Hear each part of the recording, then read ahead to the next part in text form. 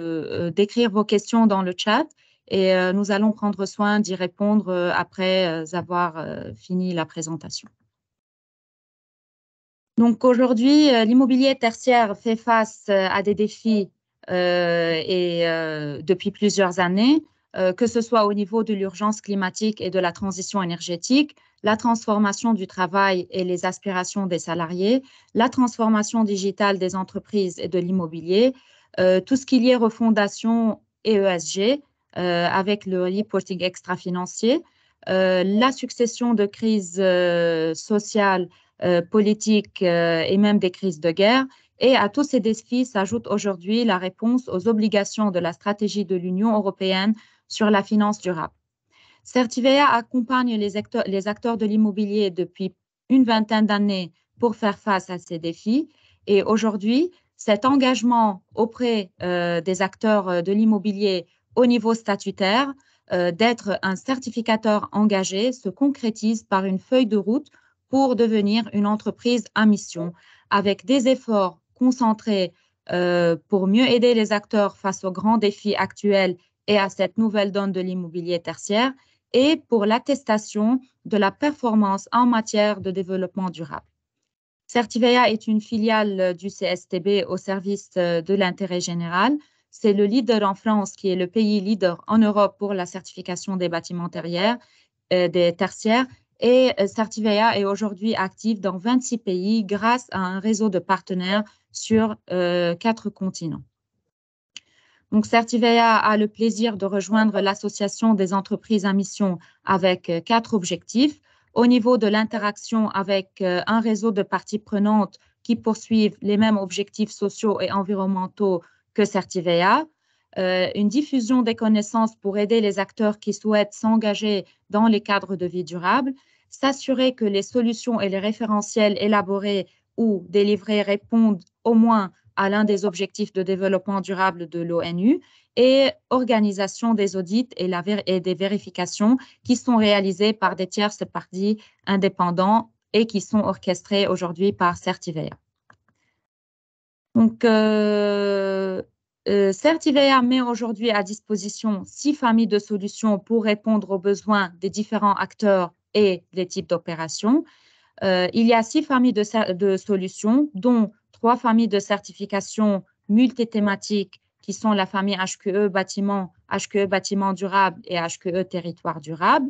Et nous proposons également un ensemble de solutions de labels spécialisés qui répondent à des thématiques particulières telles l'environnement, la qualité de vie et le numérique.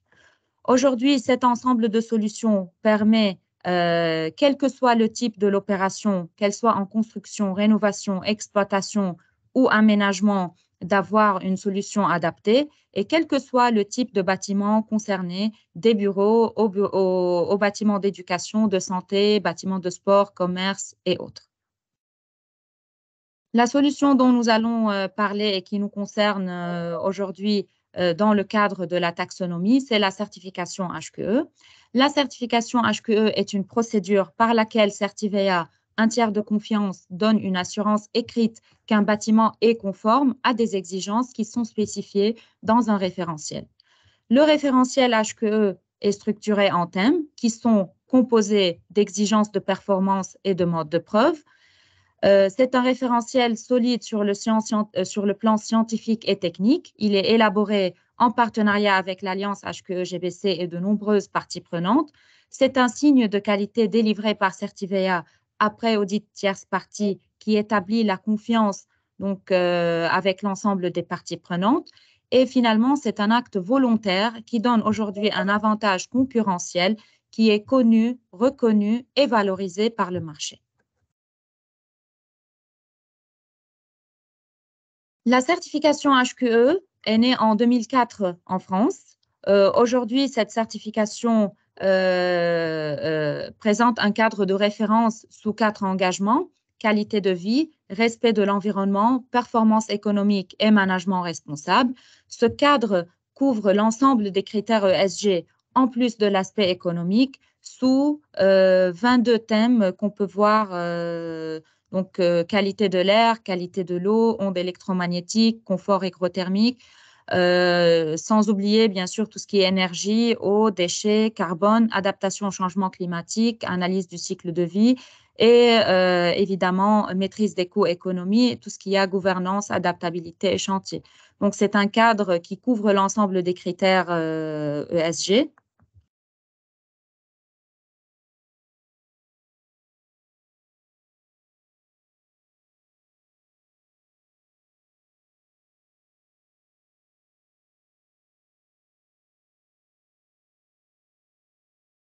L'évaluation d'un bâtiment aujourd'hui, c'est un système de notation globale. L'évaluation de performance atteinte sur un engagement est traduite en un niveau en étoiles. La performance sur les engagements, c'est une pondération des performances au niveau de chacune des thématiques et de chacune des exigences. Donc, l'essentiel à retenir, c'est que pour chacune des exigences du référentiel HQE, il y a différents niveaux ou différentes classes qu'on peut atteindre au niveau de l'exigence en question. Finalement, sur la certification HQE, quelques chiffres clés pour vous donner une idée. Aujourd'hui, il y a environ 3550 bâtiments certifiés en France sur 46 millions de mètres carrés. La certification HQE couvre plus que 40 types de bâtiments. Comme on vient de voir, les solutions sont applicables aux bureaux, au commerce, entrepôts, hôtels, salles multisports, etc. 68% des bâtiments certifiés aujourd'hui, des bâtiments tertiaires, sont des immeubles de bureaux et 10% des bâtiments d'enseignement. Et 66% des bâtiments sont des opérations de bâtiments neufs, 11% de rénovation et 23% de bâtiments en exploitation, avec 62% des projets certifiés en Île-de-France. Donc, le cadre de la taxonomie, nous allons passer à une présentation du cadre de la taxonomie. Donc, dans le cadre du Green Deal, la Commission européenne a pour objectif de financer la transition vers une économie durable en orientant les capitaux vers des activités et des actifs durables sur le plan de l'ESG, de lutter contre le greenwashing, qui est un très grand problème aujourd'hui, en améliorant la fiabilité et la comparabilité des informations sur la durabilité, d'engager les entreprises à intégrer systématiquement la notion de durabilité dans la gestion des risques pour rendre l'économie et la finance plus résilientes, et de mettre en place des normes internationales et un système international de finances durables qui va permettre de fournir une compréhension commune et un langage commun à tous les acteurs de la chaîne. La taxonomie européenne, c'est la pièce centrale de cette stratégie qui est traduite par une stratégie réglementaire pour une finance durable. Pour le reporting durable, il s'agit donc d'une série de réglementations qui s'appliquent aux deux grandes catégories concernées, les entreprises financières et les entreprises non financières. Et la taxonomie, c'est le texte commun qui s'applique partout. Cette stratégie est accompagnée d'instruments financiers dans le but de renforcer et d'augmenter les ambitions environnementales des produits financiers et des obligations vertes pour pouvoir atteindre finalement la transition financière qui va permettre cette transition énergétique. Donc, la définition de la taxonomie, c'est une classification des activités économiques selon leur impact environnemental. Cet impact environnemental est mesuré selon 6 objectifs environnementaux et permet de déterminer quelles sont les activités les plus durables afin de favoriser les investissements vers celles-ci. Donc, les 6 objectifs environnementaux fixés par la Commission européenne pour la taxonomie sont l'atténuation du changement climatique, l'adaptation au changement climatique, l'utilisation durable et protection des ressources aquatiques et marines, la transition vers une économie circulaire, la prévention et réduction de la pollution et la protection et restauration de la biodiversité et des écosystèmes. Le dispositif de la taxonomie est un dispositif complexe et transverse. On commence par une étude de l'éligibilité des activités. Il y a aujourd'hui une liste évolutive d'une centaine d'activités définies dans les actes délégués comme étant éligible. Une activité est considérée éligible si elle peut contribuer substantiellement à l'un des 6 objectifs environnementaux. Et selon le règlement délégué, mon numéro 2021 sur 2139, la construction et les activités immobilières font l'objet d'une catégorie d'activités qui comprend entre autres les 3 activités principales, la construction de bâtiments neufs, la rénovation de bâtiments existants et l'acquisition et propriété de bâtiments. Voilà. Alors, entre parenthèses, on peut dire taxinomie, on peut dire taxonomie. Aujourd'hui, le terme taxonomie, c'est le terme anglais. Le bon terme en français, littéralement, c'est taxinomie, mais taxonomie se dit également. Donc, une fois une activité définie éligible, il s'agit d'étudier l'alignement de cette activité éligible. Une activité est alignée si elle contribue substantiellement à un objectif sans causer de préjudice aux 5 autres, en étant conforme aux critères techniques et en respectant un socle de garantie sociale minimale. Donc, les garanties sociales minimales concernent notamment les grands textes des droits de travail. A priori, toutes les entreprises soumises aujourd'hui au devoir de vigilance seraient en conformité vis-à-vis des exigences de la taxonomie sur le plan de socle de garantie sociale minimale. Les garanties minimales ne sont pas concernées directement par l'étude de Certivea et par l'aspect technique qui est présenté aujourd'hui dans ce webinaire.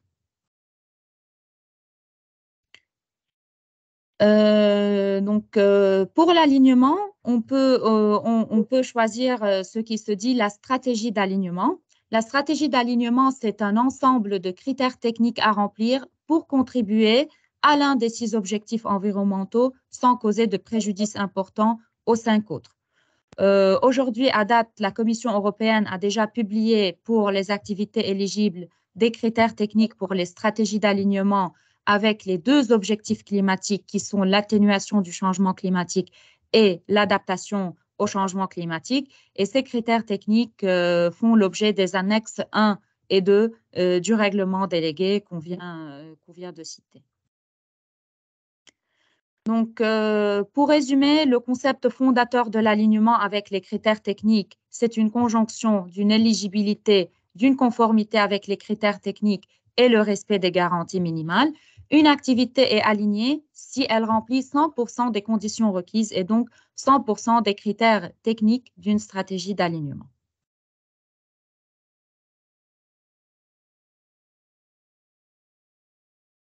Donc, à partir de ces analyses d'éligibilité et d'alignement, on doit mesurer finalement pour les activités identifiées les ratios financiers dans le cadre du reporting extra-financier. Pour les entreprises non financières, c'est la part du chiffre d'affaires, la part des CAPEX et la part des OPEX en termes d'éligibilité et d'alignement qui sont reportés. Au niveau des institutions financières, c'est les parts d'actifs verts éligibles et alignés ou Green Asset Ratio qui doivent être reportés. On passe au calendrier de déploiement des obligations. Comme on peut voir clairement sur ce calendrier, les obligations vont crescendo depuis 2022. Donc, les obligations commencent par une déclaration ou un reporting d'éligibilité, par exemple, sur l'exercice 2022 et 2023 pour certaines entreprises, et passent à un reporting d'éligibilité et d'alignement. Donc, le scope augmente. Au niveau des acteurs concernés aussi, les obligations concernent les entreprises dépassant les 500 salariés sur l'exercice 2022.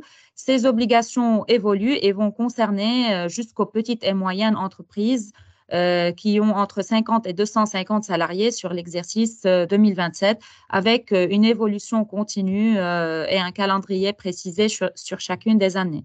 Et même sur l'exercice 2028, les entreprises de pays tiers avec des filiales dans l'Union européenne et qui génèrent des chiffres d'affaires importants dans l'Union européenne seront également concernées par les obligations de reporting.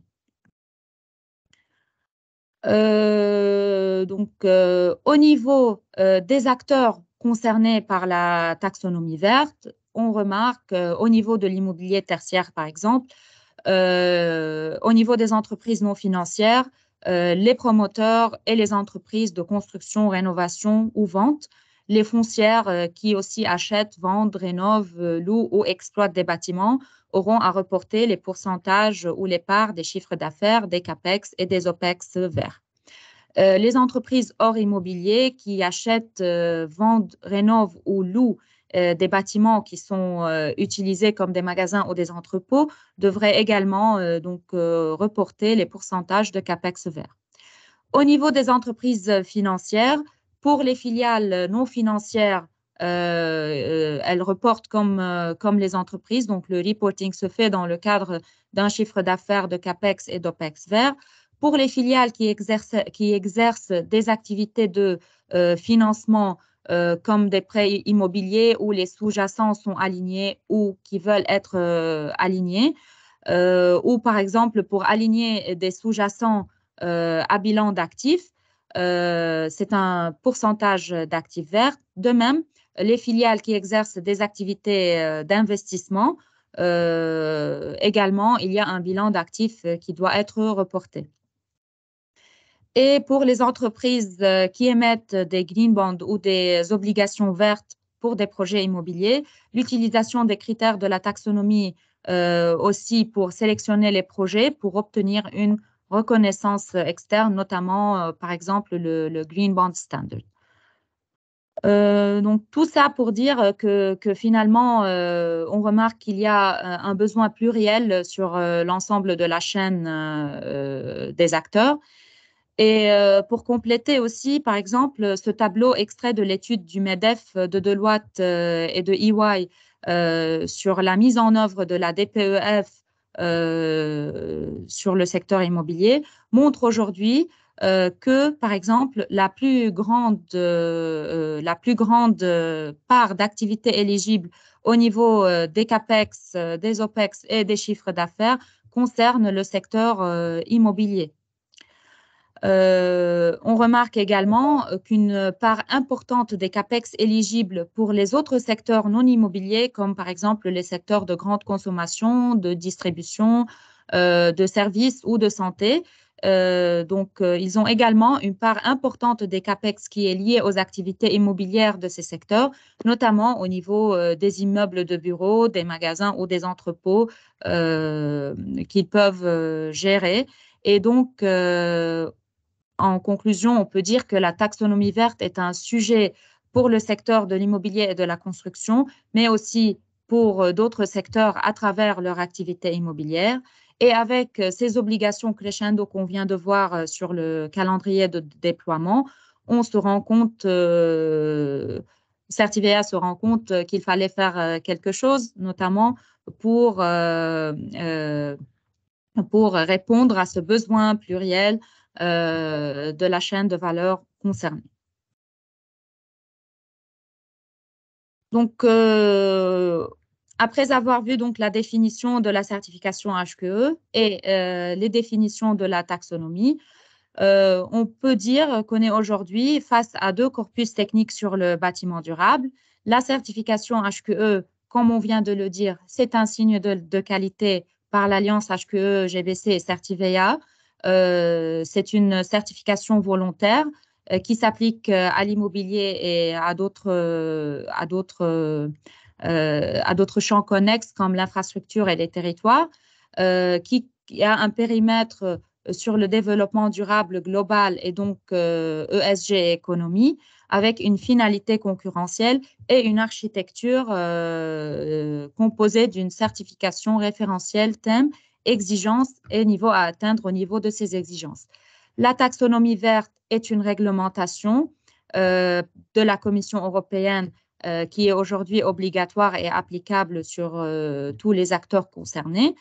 Le champ d'application, c'est les activités économiques éligibles, pas que l'immobilier et la construction, et qui a un périmètre surtout environnemental, avec une finalité financière d'orientation des capitaux vers des activités durables et de lutte contre le greenwashing. L'architecture, comme on vient de le voir, c'est composé d'activités éligibles et d'alignement à partir d'une contribution substantielle, d'un DNSH, de critères techniques à respecter.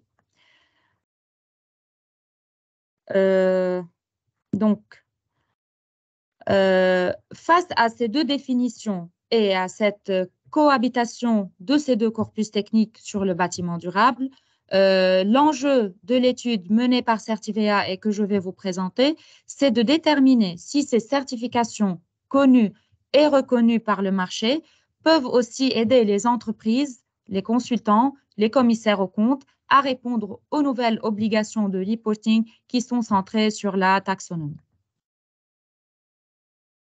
L'objectif de l'étude, c'est l'identification des correspondances entre les critères techniques de la taxonomie et les exigences de chacun des référentiels HQE, de préciser si l'atteinte d'exigences des référentiels HQE permet d'attester que des critères techniques de la taxonomie sont également remplis, d'examiner si les certifications HQE apportent des preuves que les bâtiments certifiés sont alignés avec la taxonomie et au final de déterminer si les certifications HQE peuvent aider les entreprises financières et non financières, les consultants et les commissaires aux comptes à répondre à ces nouvelles obligations de reporting sur la durabilité.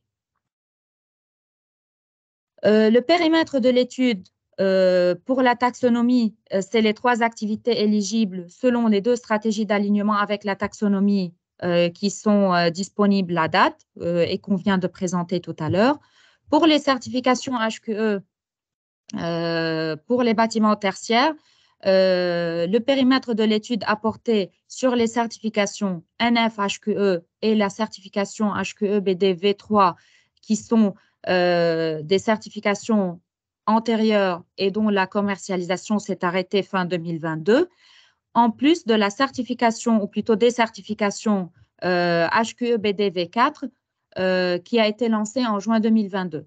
Chacune des certifications étudiées porte sur les activités de construction, de rénovation et d'exploitation. Et les certifications dont la commercialisation s'est arrêtée fin 2022 étaient étudiées pour pouvoir porter des éléments de réponse et des éléments de solution aux acteurs et à ce grand, à cette grande part du marché qui possède et qui a des bâtiments certifiés et qui souhaite également aligner ses actifs avec la taxonomie. Donc, pour mener cette mission sur la taxonomie, un gros chantier a été mené pour dégager à partir de l'ensemble des textes de la taxonomie, qui est un texte réglementaire, une conclusion opérationnelle. La construction des correspondances n'est pas évidente pour la plupart des critères, où on fait référence, donc comme dans tout texte réglementaire, à des directives européennes qui peuvent faire référence à d'autres réglementations ou à d'autres normes et standards européens et même internationaux.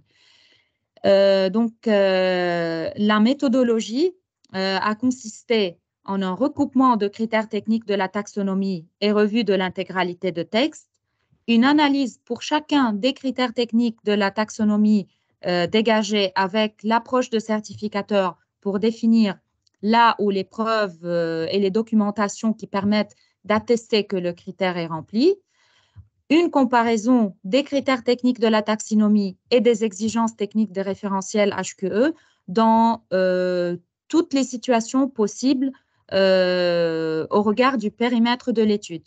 Et pour chacun de ces critères techniques, une recherche si les exigences des différents référentiels HQE peuvent apporter les preuves et les documentations requises. Et finalement, une construction d'éco-respondance avec une contribution d'une équipe de Deloitte, qu'on remercie au passage, afin de mieux comprendre le point de vue d'un commissaire aux comptes sur le reporting extra-financier. Cette méthodologie, comme on peut le voir, s'appuie sur une revue de l'intégralité de textes, une vérification des textes réglementaires dans le but de traduire des textes complexes en exigences opérationnelles et pour vérifier inversement la conformité de l'ensemble des exigences du référentiel HQE avec les critères de la taxonomie.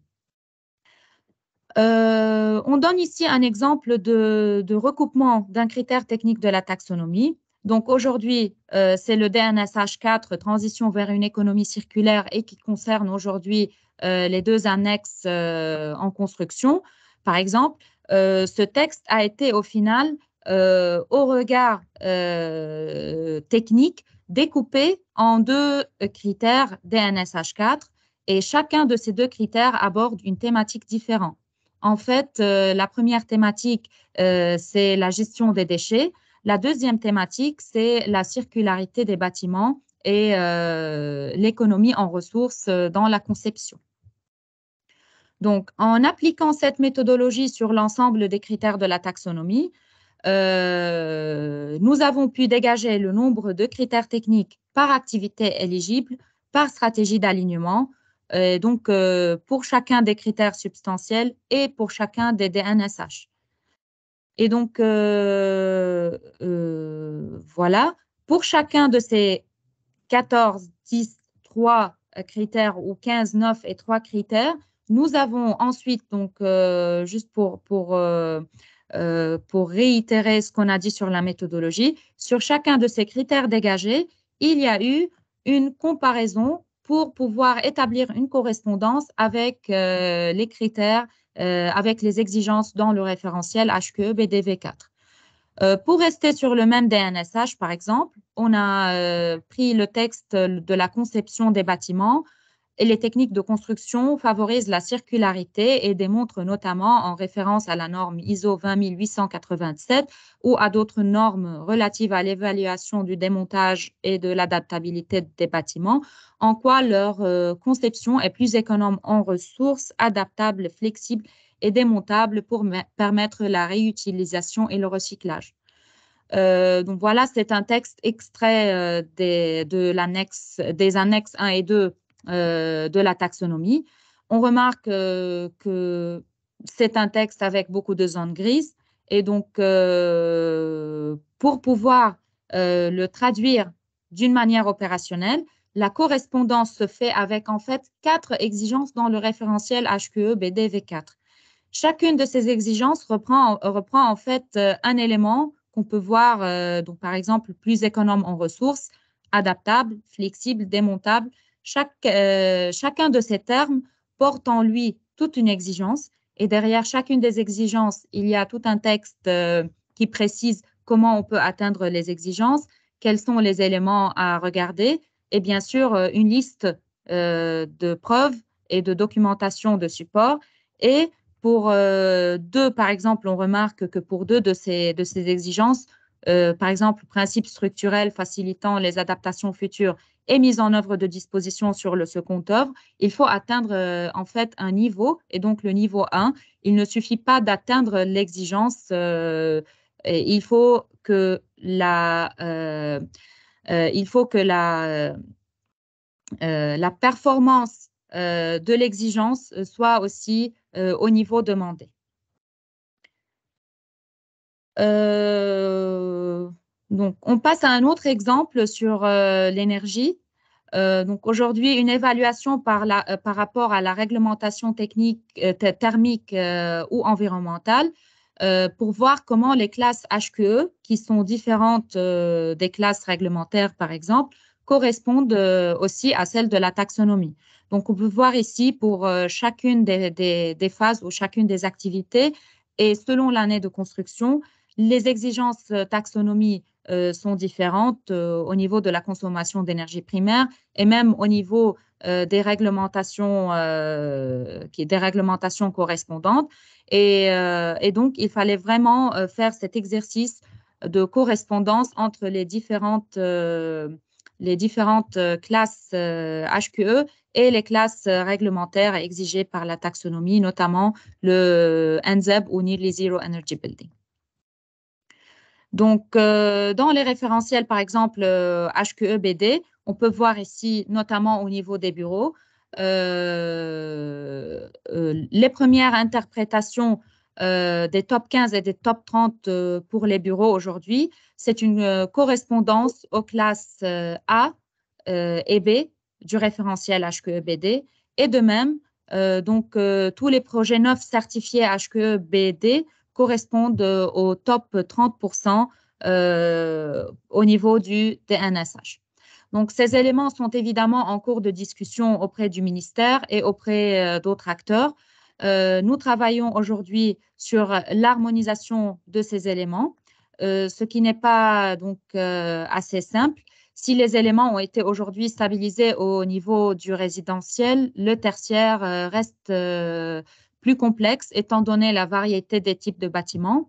Pour rester sur les bureaux, par exemple, donc c'est vrai qu'il faut faire ce travail sur chacune des typologies pouvant être concernées, mais on reste maintenant sur les bureaux. On remarque que les analyses menées par l'OID sur les top 15 et 30 aujourd'hui suggèrent un seuil de 169 kWh par mètre carré par an.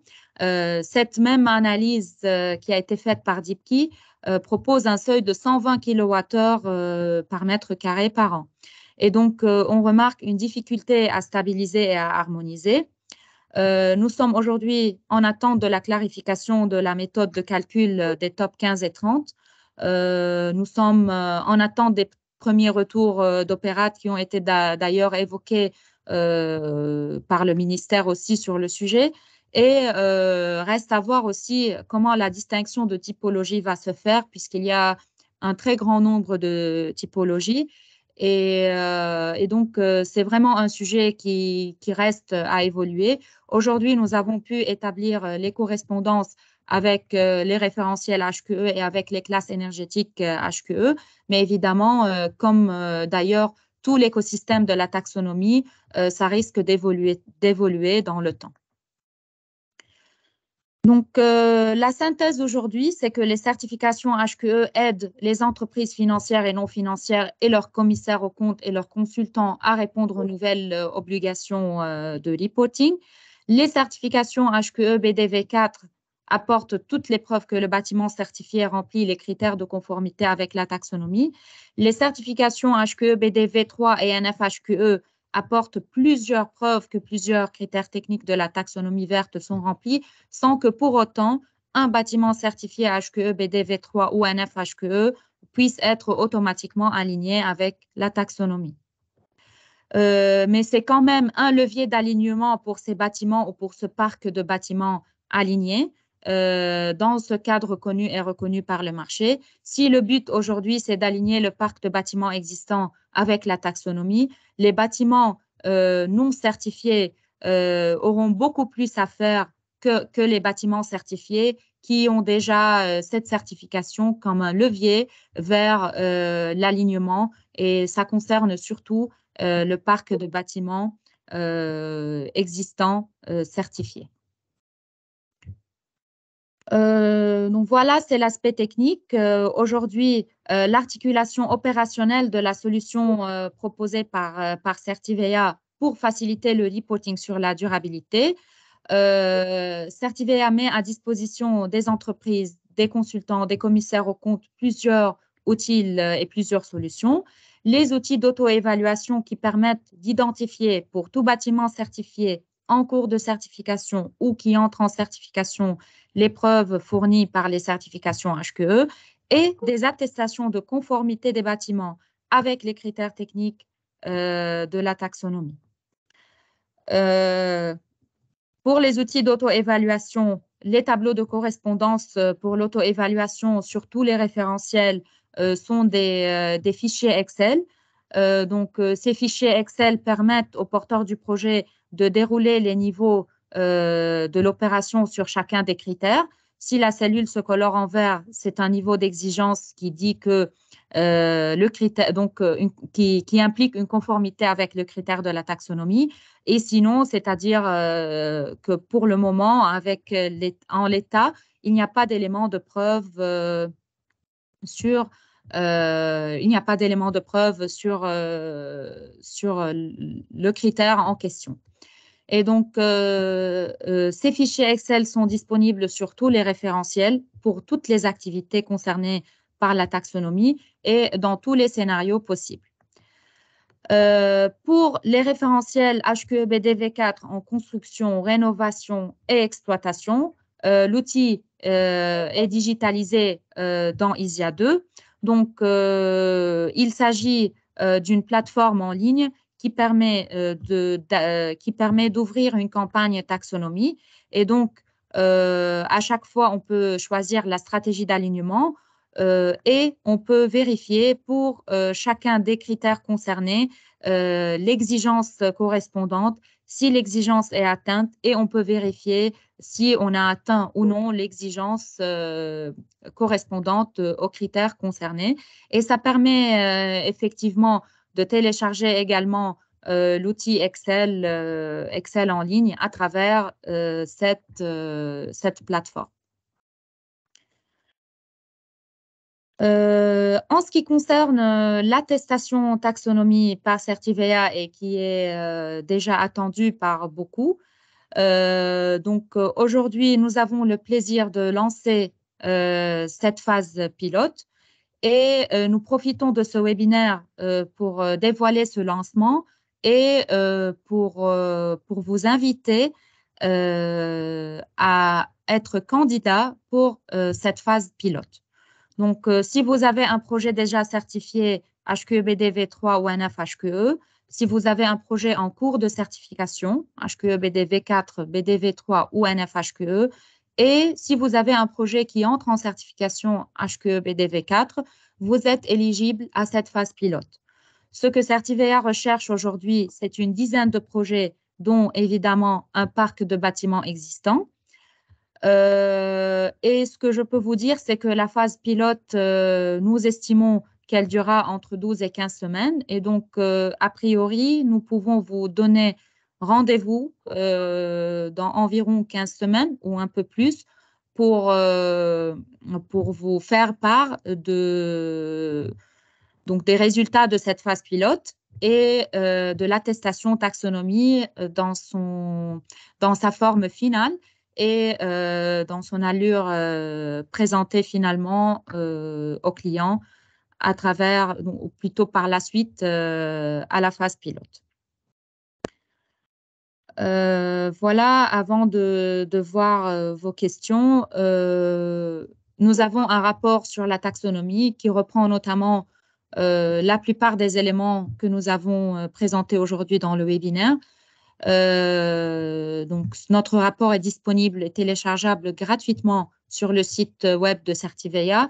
Une fois que vous aurez le support de présentation, il suffit de cliquer sur le rapport, vous serez donc, sur le lien pour télécharger.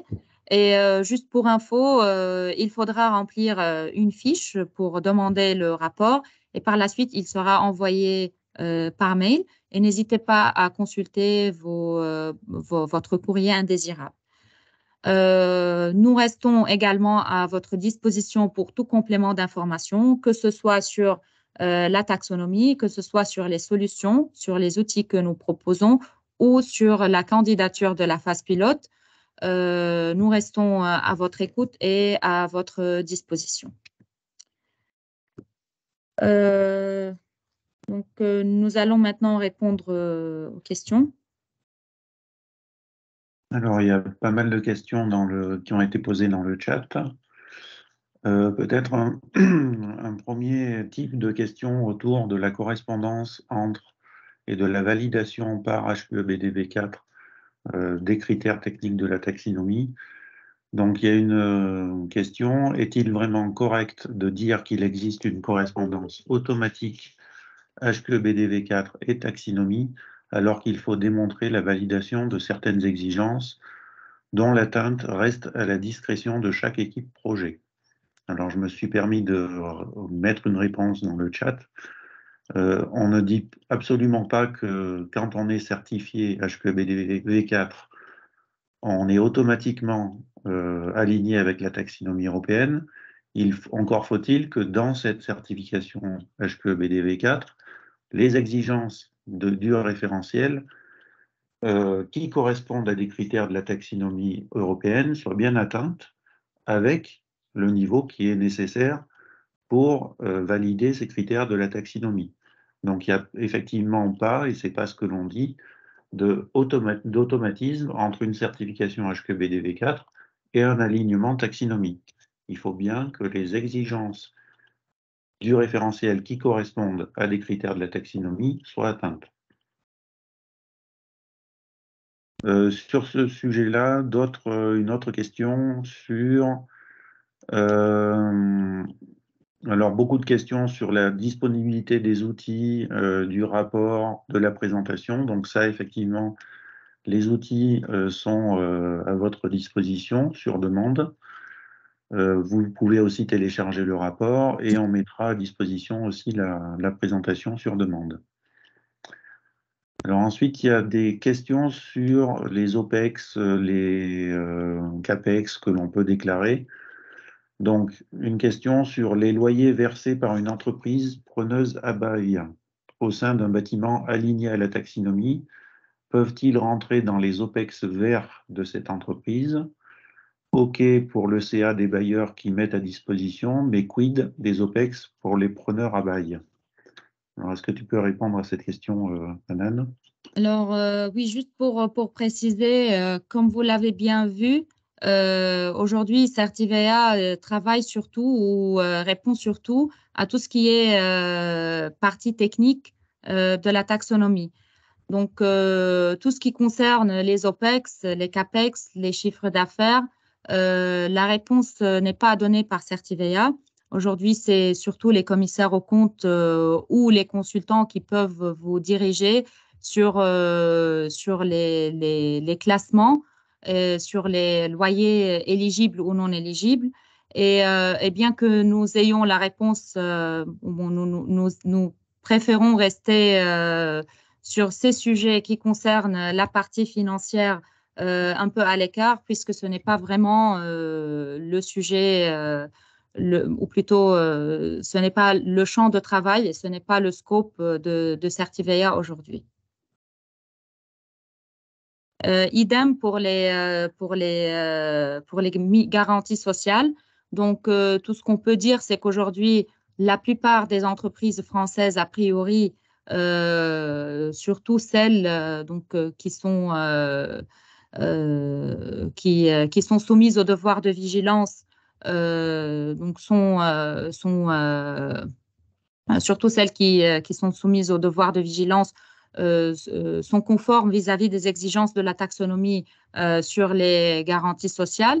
Mais s'il reste aussi un travail complémentaire à faire, ce n'est pas vraiment aussi un aspect technique de la taxonomie qui est traité par Certivea.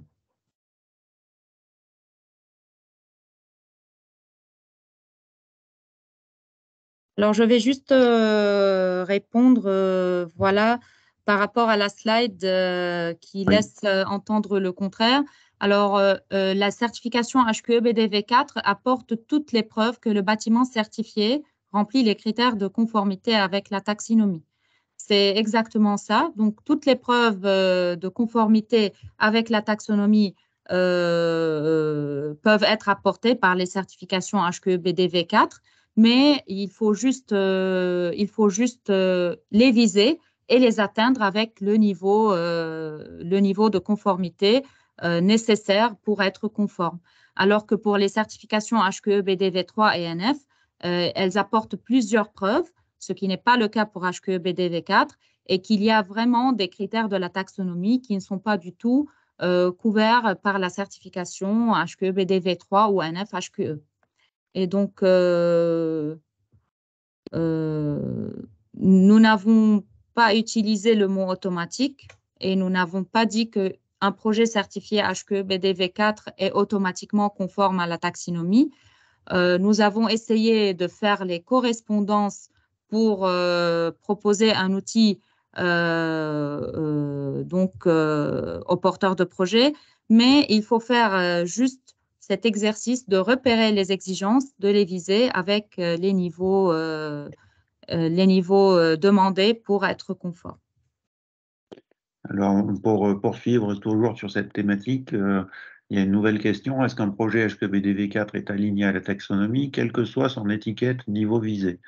Alors, comme on vient de vous l'expliquer, un projet certifié HQBDV4 n'est pas automatiquement aligné avec la taxinomie européenne. Il faut pour cela qu'il ait visé les exigences qui correspondent à des critères de la taxinomie et qu'il ait atteint ces exigences et fourni les preuves demandées dans ces exigences-là au bon niveau de l'exigence. Donc, nous n'avons jamais indiqué qu'un projet HQBDV4 était aligné automatiquement. Il faut qu'il vise les exigences concernées dans la certification. Il y avait pas mal de questions aussi. Alors, il y a des questions sur le téléchargement du rapport. Ça, on vérifiera et on résoudra ce problème-là. Christophe, pardon, je vais juste te répondre à cette dernière question. Pour être aligné, il faut répondre à toutes les exigences relatives à la taxinomie. Oui, c'est comme on l'a dit tout à l'heure, il faut atteindre toutes les exigences, donc tous les critères techniques de conformité.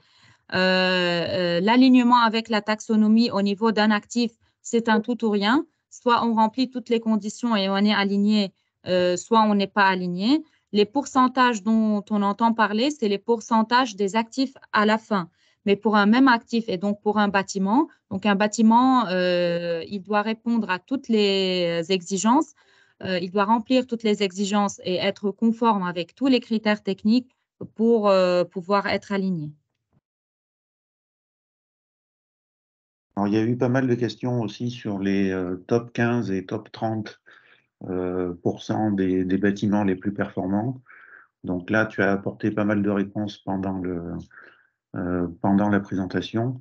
Ce qu'on peut dire, c'est qu'on est en train aussi, nous, de discuter avec l'État, notamment puisqu'il est en effet difficile d'attendre les retours de la plateforme Opérate pour se positionner, puisqu'il y a déjà des projets qui souhaitent avoir démontré leur alignement. Donc, dans cette attente-là, effectivement, on prend en compte les classifications mises en place par exemple par l'OID. On est en train de travailler aussi à la reconnaissance des classes de Certivia qui, globalement, correspondent à ce qui est aussi mentionné par l'OID. Mais on reste là dans une phase transitoire jusqu'à ce que la position française soit claire sur la définition de ces top 15 et top 30%. Mais dans cette attente, on va effectivement valider des éléments sur les classes de l'OID et sur nos classes de certification actuelles qui correspondent à ce qu'indique aussi l'OID.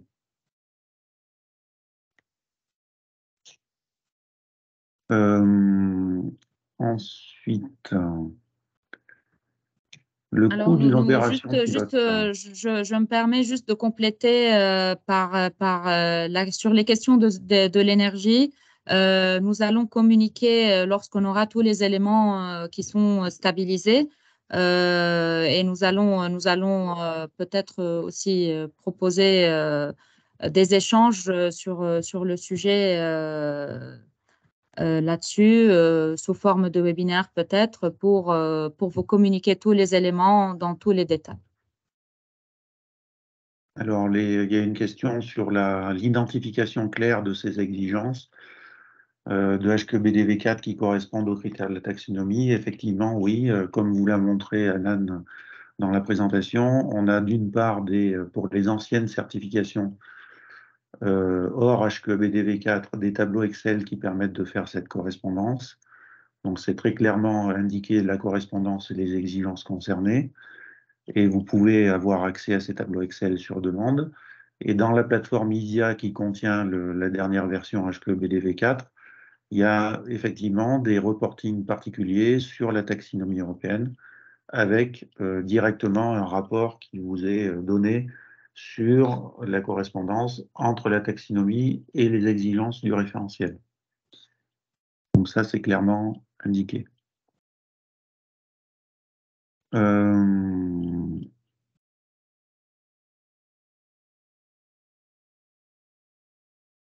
Alors, en complément toujours sur ce type de questions, dans ces tableaux et dans ces évaluations, oui, effectivement, les niveaux sont bien indiqués, les niveaux à atteindre sur chaque exigence.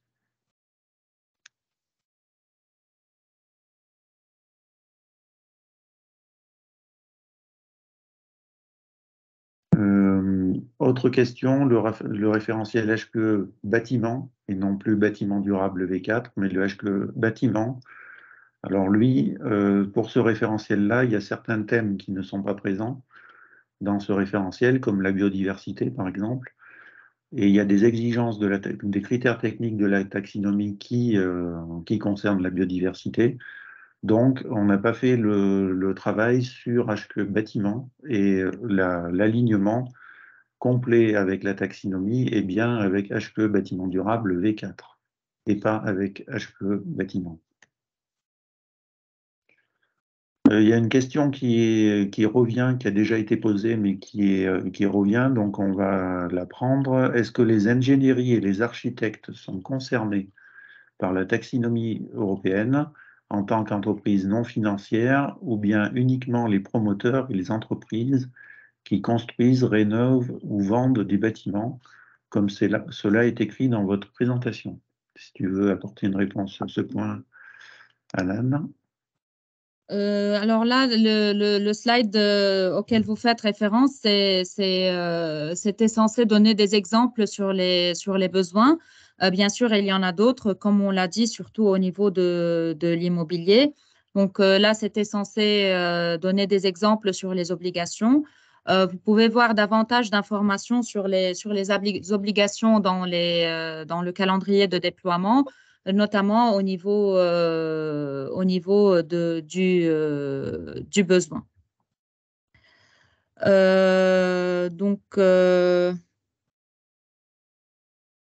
vais juste répondre à une dernière question par rapport au DNSH 1 pour l'objectif 2. Le bâtiment n'est pas destiné à l'extraction, stockage, transport ou fabrication de combustibles fossiles. Alors, si le bâtiment est destiné à l'extraction, stockage, transport ou fabrication, il n'est pas éligible à la certification HQE. Donc, a priori, dans les règles de certification et dans les documents annexes au référentiel, qui sont autant importants ou aussi importants que le référentiel, c'est très clairement précisé. Et d'ailleurs, un bâtiment de ce type n'est pas éligible à la certification HQE par défaut. Donc, puisque c'est 11h58, ça nous laisse 2 minutes pour très rapidement répondre à une question importante qui a été posée sur le pilote taxonomie. Donc, le projet pilote, c'est juste pour qu'on puisse tester la solution sur de vrais projets. Et donc, si vous souhaitez candidater, parce que si c'est une question qui a été posée, donc vous pouvez nous contacter si vous souhaitez candidater à la phase pilote. La phase pilote, c'est juste, comme je viens de le dire, c'est une application sur un projet réel, des solutions que nous avons élaborées et que nous avons testées sur des projets virtuels. Donc, aujourd'hui, nous souhaitons l'appliquer sur une dizaine de projets réels. Et puis, finalement, ces projets pourront aussi avoir la taxonomie, donc l'attestation taxonomie en retour de leur participation si leur projet est conforme et remplit toutes les conditions. La phase pilote concerne tous les projets, donc comme on l'a fait passer dans le slide 44 sur l'éligibilité. A priori, pour les projets HQE BDV 3, Comme on vient de le voir et comme la solution, ou plutôt comme le référentiel HQE-BDV3 n'apporte pas tous les éléments de preuve de la taxonomie, il y a évidemment des analyses complémentaires qui doivent être faites et donc des éléments de preuve supplémentaires. Vous pouvez, tous ces éléments sont facilement repérables dans les outils d'auto-évaluation. Ça vous guide et ça va vous permettre d'auto-évaluer vos projets et de savoir sur quelle thématique il faut évidemment faire ou mener une étude complémentaire et donc apporter des éléments de preuve complémentaires. Et, euh, et donc, voilà, j'espère que j'ai répondu aux questions Alors, sur la phase pilote. oui, alors effectivement, pour la phase pilote, on est en recherche de projets dans des situations variées, que ce soit sur du HQE-BDV3 et aussi sur des bâtiments certifiés avec les anciens référentiels NF HQE. Un dernier point, il y a une remarque sur l'outil taxonomie sur ISIA, donc pour HQE-BDV4. Effectivement, aujourd'hui, il n'y a que 2 stratégies d'alignement qui ont été publiées. C'est la stratégie d'adaptabilité et d'atténuation. Donc, c'est pour ça qu'à ce jour, dans ISIA, il n'y a que ces 2 possibilités-là qui existent, puisqu'il n'y a que ces 2 possibilités qui existent globalement. On a déjà eu, nous, connaissance de la prochaine annexe qui va sortir prochainement. On a déjà intégré les éléments de cette annexe qui devraient concerner pour l'immobilier uniquement l'économie circulaire. Donc, c'est déjà intégré dans la version HQE-BDV4. Et bien sûr, dès que le document officiel sortira, on mettra à disposition dans l'ISIA une nouvelle stratégie possible sur l'économie circulaire. Mais ce n'est pas encore le cas aujourd'hui.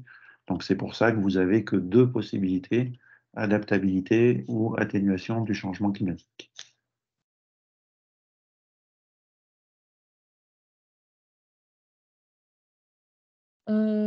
Il est 12h05.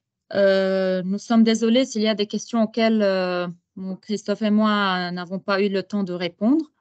Nous restons à disposition si vous souhaitez poser d'autres questions ou pour des compléments d'information.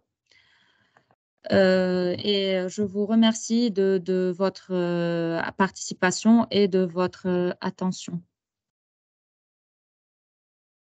Merci à tous.